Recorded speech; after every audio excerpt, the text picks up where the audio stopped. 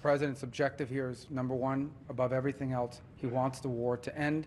And I think today Ukraine has taken a concrete step in that regard. We hope the Russians will reciprocate. Secretary of State Marco Rubio announcing that Ukraine has agreed to a proposal of a 30-day ceasefire with Russia. Under this agreement, the U.S. is also resuming intelligence sharing and military aid for Ukraine. And now Ukraine says it's up to Russia to show that they're serious about peace.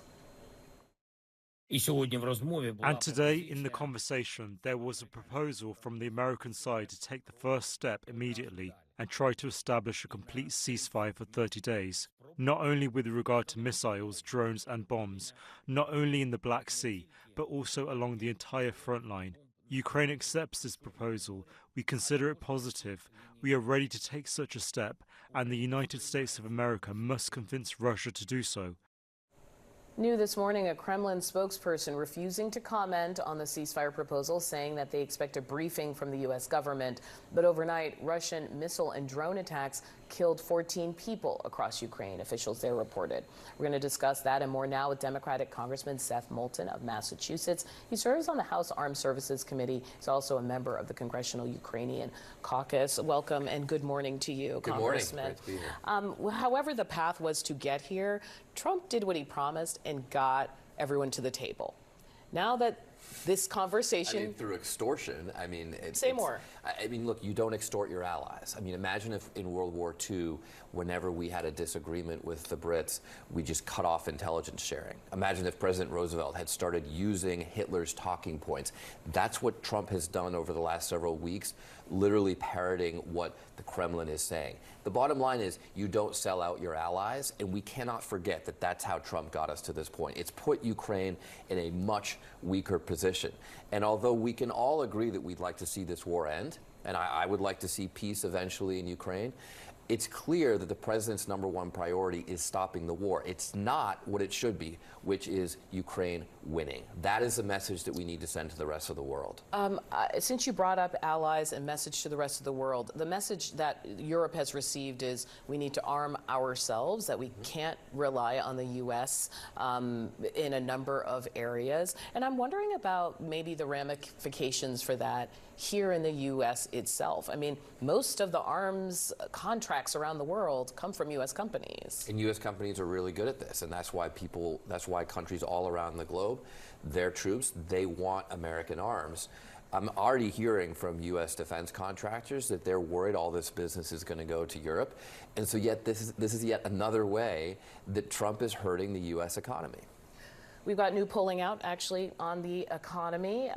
Basically, we're finding that the most important issue to voters is the economy. 42% say that. Senator Bernie Sanders says he's also seen growing anger about this. I want you to take a listen. People are angry. They're confused. They see the richest guy in the world going around saying, hey, we're going to decimate the Veterans Administration. We're going to decimate Social Security. We're going to be laying off people here and there and everywhere. And people are saying, what is going on? Can you give me your response to that? Because people are not just saying what is going on. They're also saying what are Democrats doing about it. How do you hear this discussion? First of all, the first thing that popped out to me was the VA, because I'm a veteran who relies on the VA for my health care. And I already know that the waits are too long, that sometimes it takes forever to get an appointment. All of that is going to get worse. We're going to go back to the days of veterans dying on waiting lists, just trying to get seen by the VA. So this has real impacts on people's lives, including people that Republicans claim to care about. And yes, this is why Republicans right now are refusing to even hold town halls.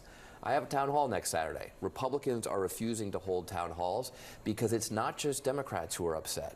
It's Americans across the board are furious with what Elon Musk is doing and not making government more efficient, but making it non-existent. So this is really impacting people's lives, and it's making things a lot worse. I want to ask about this recent vote on the continuing resolution bill, which basically just says, look, we're going to keep spending where it is while we figure out the big questions about the budget.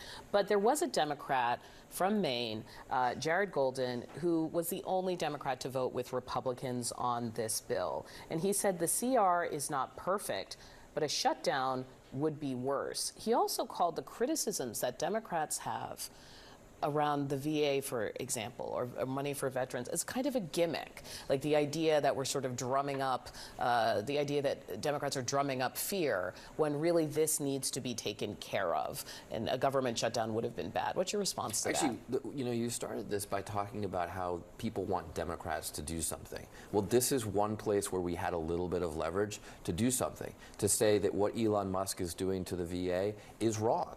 And you might disagree with, I mean, just say more. There's not much that Democrats can do, but this is one place where we could take a stand. So I respectfully disagree with Jerry Golden, who's a good friend and a fellow Marine. I mean, you can certainly have different perspectives on this.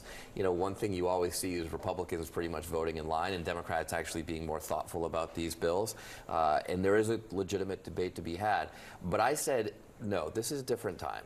This is a time when we need to put our foot down and say we're listening to Americans, not just to Democrats, but to Republicans as well, who don't want this to continue, do not want Elon Musk to continue wrecking the government. And so that's why I'm not going to vote for a continuing resolution. I have one more question. Public backlash against Elon Musk. The Trump administration is now saying that, like, if you are attacking Teslas or dealerships, going beyond vandalism, that could be an act of domestic terrorism. But I do want to ask about this as resistance. Is this what resistance should look like? So Trump thinks that if you try to kill cops to overthrow the government and change an election, that's not domestic terrorism, but somehow having a protest in front of a Tesla dealership is. The bottom line with Trump is freedom and liberties belong to people who agree with him, and that's it. That's his view of America. That's not a view that people who believe in our Constitution share. Congressman Moulton, thank you so much for being with us. Thanks for having me.